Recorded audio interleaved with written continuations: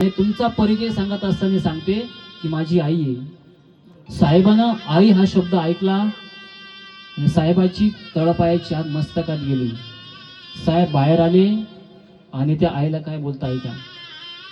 अगं ए तेरडे, एवढे दिवस झाले तरी सुद्धा तू माझा पिक्चर सोडायला तयार नाही. त्या आईला वाटलं कदाचित त्यांनी मला ओळखलं नसेल.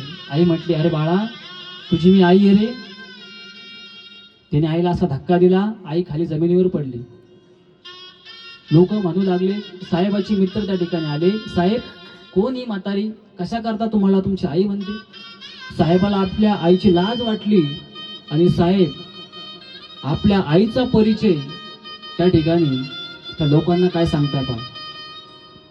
साहेब म्हणता, अरे ही माझी आई नाहीये म्हणी, हे काम करणारी एक माझ्या घरी मोलकरीण होती म्हणे. मोलकरीण धुणे भांडे करणारी एक बाई होती म्हणे.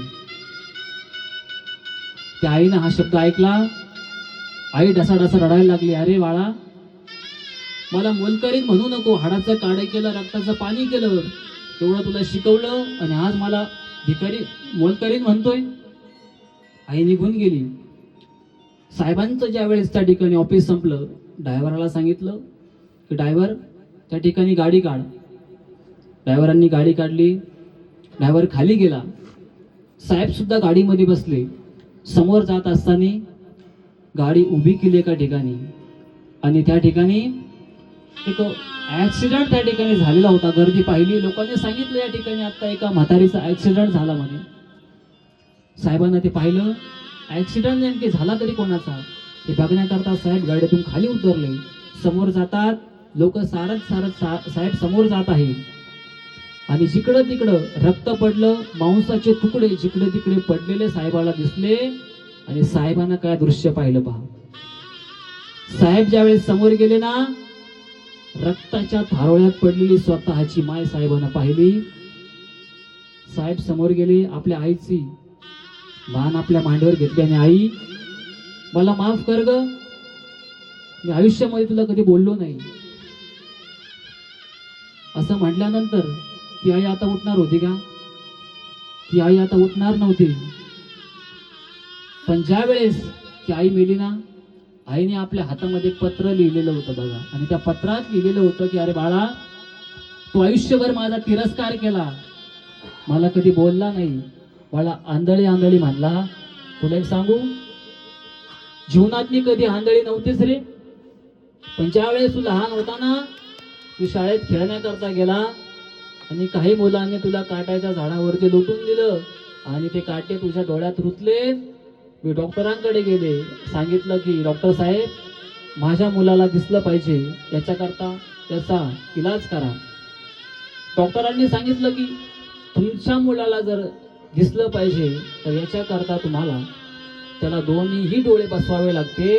आईने सांगितलं, विचार कशा करता करताय, माझे डोळे घ्या आणि माझ्या मुलाला बसवा.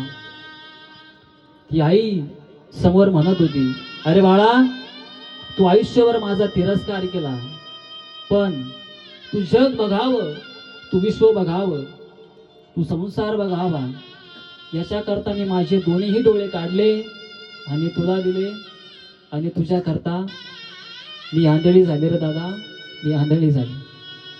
अरे माझी अशी अपेक्षा नव्हती की तुम्हाला आयुष्यभर बोलावं, आयुष्यभर माझ्यासोबत राहावं. अरे मरण्याच्या अगोदर दोन शब्द जरी मला प्रेमानं बोलला असता ना, तरी मी सुखानं मेले असते रे, सुखानं मेले असते. ती आई तर केव्हाची निघून गेली होती महाराज. तो मुलगा रडू लागला, पण ती आई आता वापस येणार नव्हती. जोपर्यंत आई होती तोपर्यंत आईचा तिरस्कार केला. कारण की आईची किंमत तुम्हाला मी सांगतो, आमच्या घरावर सुद्धा हे डोंगर कोसळलेले आता 2 वर्ष झाले. माझा भाऊची चुलत, सक्का चुलत आमचा भैया, त्याची सुद्धा आई गेली. पण रात्री तरी तो रडत असेल. आईची त्याला क्षणाक्षणाला आठवण येत असेल. त्याचं आता लग्न सुद्धा आहे. कारण की आई ती आई असते महाराज. कारण की आईची जागा या जगात कोणीच घेऊ शकत नाही. म्हणून जोपर्यंत आहे तोपर्यंत माणसाने जगलं पाहिजे. अरे ज्या वेळेस बाप चालतो आई चालते. आई आपल्या मुलाला कड्यावर उचलून घेते. का तर जे मला दिसलं ते माझ्या मुलाला दिसलं पाहिजे. पण बाप त्या मुलाला आपल्या खांद्यावर उचलून घेतो का? कारण की जे मला दिसलं नाही ना ते माझ्या मुलाला दिसलं पाहिजे. मग जोपर्यंत आहे तोपर्यंत आपले आई वडील सांभाळा, एवढंच मी सांगेन. त्या ठिकाणी थांबण्यापूर्वी आपली आई काय असते अजून तुम्हाला सांगण्याचा प्रयत्न करतो. आपली आई ही मायेचा सागर पण असते. हो